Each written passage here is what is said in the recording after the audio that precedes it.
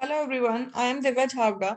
As you all know that in December month your IBPS AFO prelims exam will be there.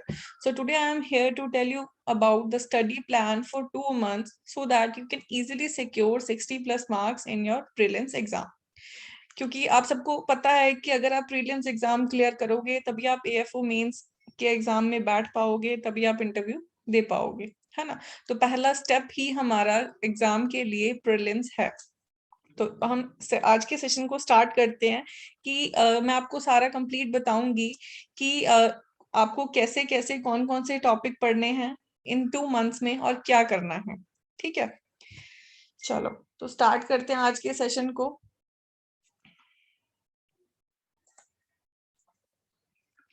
पहले तो मैं आप सबसे ये पूछना चाहूंगी कि आप लोग जो हो किस कैटेगरी से बिलोंग करते हो। You are in which category means अब जिसने भी अब 2 मंथ्स में स्टडी करनी है तो हर कोई जो है इन दो कैटेगरीज में लाया करेगा। पहली कैटेगरी तो वो जो बच्चे ऑलरेडी अपनी स्टडी को स्टार्ट कर चुके हैं आज से 4-5 मंथ्स पहले, जिनकी ऑलरेडी बेसिक्स क्लियर हैं, एक तो हो गई वो कैटेगरी। और दूसरी वो जिन्होंने अपनी अभी प्रिपरेशन को स्टार्ट करना है। ठीक है, तो पहले तो आप अपने आप को जज कर लो कि आप कौन सी कैटेगरी में हो, कि आपकी बेसिक्स क्लियर है या अभी बेसिक्स पे भी काम करना है, अपनी प्रिपरेशन स्टार्ट करनी है। क्योंकि बहुत सारे बच्चे ऐसे होते हैं जो नोटिफिकेशन का वेट करते हैं कि नोटिफिकेशन आएगी उसके बाद प्रिपरेशन स्टार्ट करेंगे। ठीक है, तो पहले बात कर लेते हैं कि जिन लोगों की बेसिक्स क्लियर हैं। तो अब जिन लोगों की बेसिक्स क्लियर हो चुकी हैं तो उन्होंने क्या करना है, सिर्फ और सिर्फ प्रैक्टिस। ठीक है, प्रैक्टिस करो, जितनी कर सकते हो, जितने टेस्ट अटेम्प्ट कर सकते हो ऑनलाइन उतने करो, जितने कर सकते हो। तो क्या करना है, डेली क्या आप अपना टारगेट बना लो। आपके पास अराउंड 60 डेज तो है ही है ना, क्योंकि लास्ट में दिसंबर लास्ट में जाके एग्जाम होगा। तो आपके पास मिनिमम 60 डेज तो है। तो उन 60 डेज में आपने क्या करना है, डेली एक टेस्ट अटेम्प्ट करना है ऑनलाइन और फिर उसी टेस्ट का एनालिसिस करना है। सारा टेस्ट दोबारा से अटेम्प्ट करना है, आपको रीअटेम्प्ट करना पड़ेगा। पहले क्या करो, ऑनलाइन बैठो, ऑनलाइन टेस्ट अटेम्प्ट करो, देन उसके बाद सेम टेस्ट को एनालाइज करो। जब आप एक टेस्ट को 2 बार दोगे तो 60 डेज में आपके हो गए 120 टेस्ट। तो जो कोई भी 120 टेस्ट देके प्रीलिम्स का एग्जाम देने जाएगा उसके फॉर श्योर 60 प्लस मार्क्स बहुत इजीली आ जाएंगे। ठीक है, अब बात करते हैं उन लोगों की जिन्होंने अभी प्रिपरेशन स्टार्ट करनी है। तो अगर आपने अभी अपनी प्रिपरेशन स्टार्ट करनी है तो अपने बेसिक्स को पहले क्लियर करना पड़ेगा। ठीक है, बट हाँ कहीं कुछ बार कई बच्चे ऐसे होते हैं जिनकी बेसिक्स ऑलरेडी क्लियर हैं। ठीक है, तो जिनके ऑलरेडी क्लियर हैं उनके लिए भी मैं बता देती हूँ कि कौन कौन से टॉपिक्स अब 2 मंथ्स में कर लो तो भी एएफओ प्रीलिम्स का एग्जाम क्लियर हो जाएगा।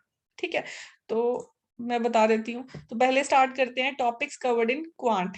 तो हम स्टार्ट करेंगे कि मैथ्स या क्वांट के सेक्शन में हमने कितने कौन कौन से टॉपिक हम करें तो हमारा जो है सेक्शनल कट ऑफ भी क्लियर हो जाए और ओवरऑल भी हमारे 60 प्लस मार्क्स इजीली आ जाएं। हालांकि आप लोगों की जो कट ऑफ है वो 60 नहीं जाती है, ठीक है ना, सबको पता होगा।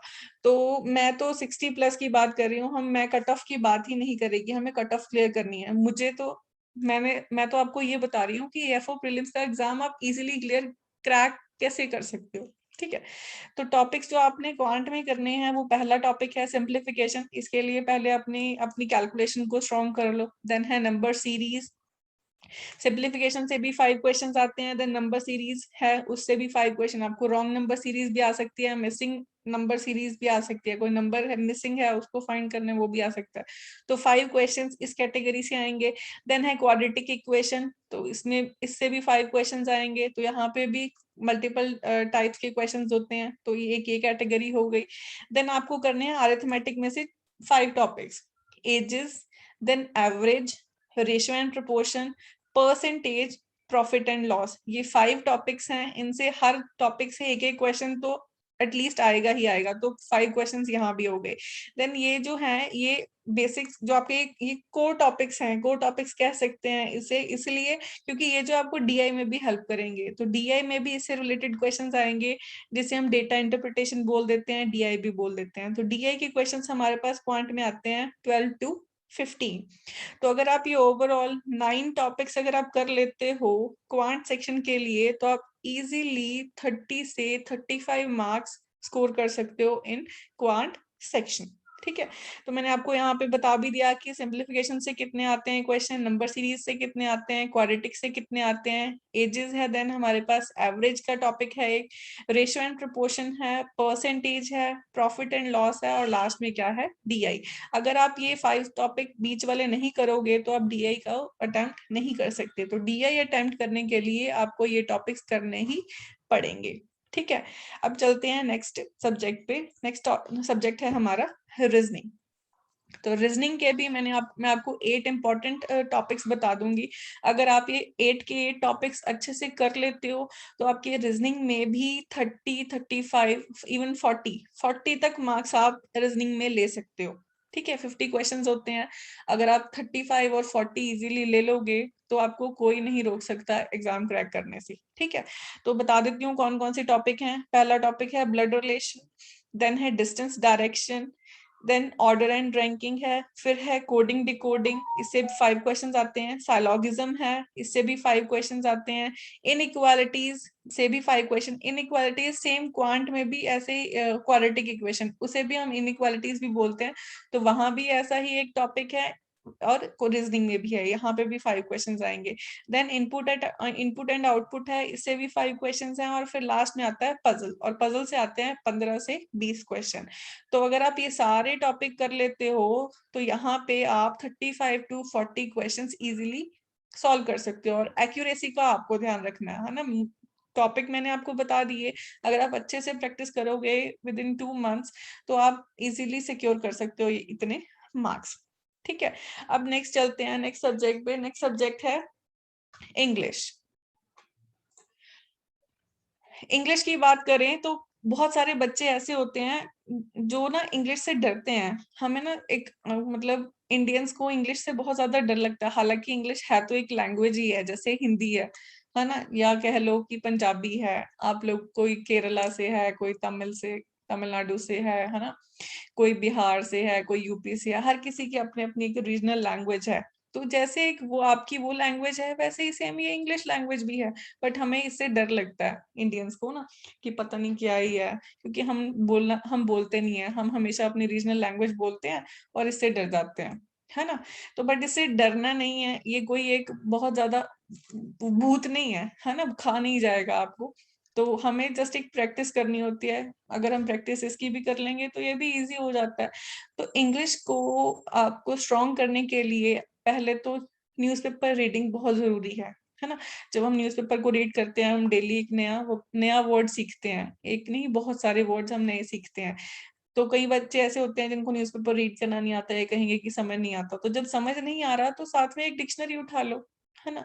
जो न्यू वर्ड्स लगते हैं उनको लिखते जाओ, उनके मीनिंग्स भी लिखते जाओ, इजी हो जाता है। तो स्टार्ट हमें कहाँ से करना है, न्यूज़पेपर से। न्यूज़पेपर अगर आपको रीड करना आ गया देन वहां से क्या हो जाएगा, आपकी वो कैब अच्छी हो जाएगी, वो कैब भी अच्छी हो जाएगी। देन रीडिंग कॉम्प्रिहेंशन के जो क्वेश्चंस 10 से 15 क्वेश्चंस आते हैं ना, इनमें भी हेल्प हो जाती है।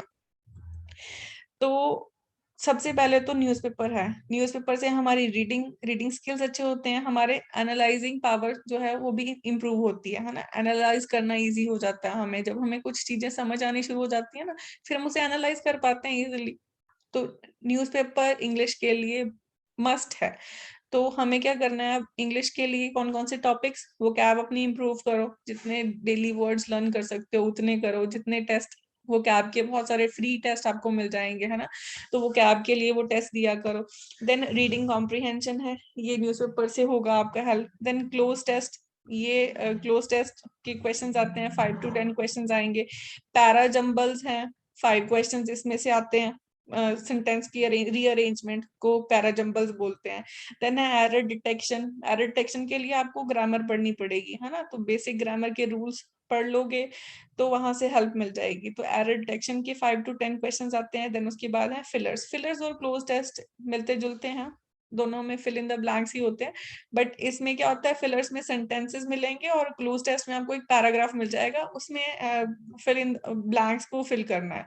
ठीक है, और फिलर्स में हमारे पास मैक्सिमम केसेस में क्या होता है, सेंटेंस गिवन होते हैं, उनको फिल करना होता है, राइट। तो ये 6 टॉपिक्स हैं तो इंग्लिश के लिए। तो अगर आप इनको अच्छे से कर लेते हो, और ये अच्छे कैसे होंगे, न्यूज़पेपर रीड करने से। ठीक है, न्यूज़पेपर रीड करो, ज्यादा से ज्यादा इंग्लिश के फ्री टेस्ट अटेम्प्ट किया करो डेली। एक नियम बना लो कि हमने इंग्लिश को ना सुबह उठते ही या शाम को सोने से पहले कोई ना कोई 10-15 फ्री टेस्ट, मतलब 10-15 क्वेश्चन का 1-2 फ्री टेस्ट इंग्लिश के दिया करो। उसके बाद फिर अपना जो आपने मतलब 150 क्वेश्चंस का आपका जो टेस्ट आपने कहीं से टेस्ट सीरीज परचेज की होगी उसको अटेम्प्ट करो, है ना। तो पहले आप जिनके बेसिक्स क्लियर नहीं है ये सारे टॉपिक्स कर लो, अभी तो 2 मंथ्स है, 1 मंथ इस बेसिक को क्लियर करने में लगा दो। फिर उसके बाद जो आपके पास 1 मंथ बचेगा, अभी अक्टूबर 18 है ना, अक्टूबर 18 से लेके 18-19 नवंबर तक आप बेसिक्स क्लियर कर लो, 1 मंथ में हो जाएंगे, है ना। क्वांटम रीजनिंग के तो हो जाएंगे, बट हाँ इंग्लिश थोड़ी सी जिसकी बैकग्राउंड सही होएगा उसका हो जाएगा इंग्लिश भी इजी। ठीक है, तो पहले इन बेसिक्स को क्लियर कर लो, उसके बाद फिर टेस्ट अटेम्प्ट करो जितने हो सकते हैं। आपके पास भी 30-40 डेज बचेंगे, फिर 30-40 डेज में 30 एटलीस्ट 30 टेस्ट तो दो ही। 30 तो टेस्ट 2 टाइम सिंगल टेस्ट दोगे तो 60 टेस्ट तो आपके भी हो गए, तो आप भी इजीली सिक्योर कर सकते हो। मतलब आप लोगों को ये नहीं कहूंगी कि हाँ 60 मार्क्स 60 प्लस मार्क्स आ जाएंगे, क्योंकि मेंस भी साथ में प्रिपेयर करना है ना। तो हाँ, बट कट ऑफ आप लोग भी क्लियर कर सकते हो, ये नहीं कि आपके पास 2 मंथ्स बचे हैं तो आप नहीं कर सकते, नहीं ऐसा नहीं है। अगर आज से ही स्टार्ट करोगे, नोटिफिकेशन की वेट किए बिना स्टार्ट करोगे तो आप भी पेपर को क्लियर कर सकते हो। ठीक है, तो होप सो आप सबको पता चल गया होगा कि प्रीलिम्स की जो प्रिपरेशन है वो 2 मंथ्स में आपका स्टडी प्लान मैंने आपको बता दिया कि ऐसे ऐसे कर लो। जिसका बेसिक्स क्लियर है वो अपनी रिवीजन स्टार्ट करे, और जिसके बेसिक्स नहीं क्लियर हैं उनको कौन कौन से टॉपिक्स करने हैं, राइट। तो होप सो आज का सेशन आपके लिए हेल्पफुल हुआ रहेगा। नेक्स्ट सेशन में मैं कोई टॉपिक लेके आऊंगी, उसको हम डिस्कस करेंगे, right. Thank you so much.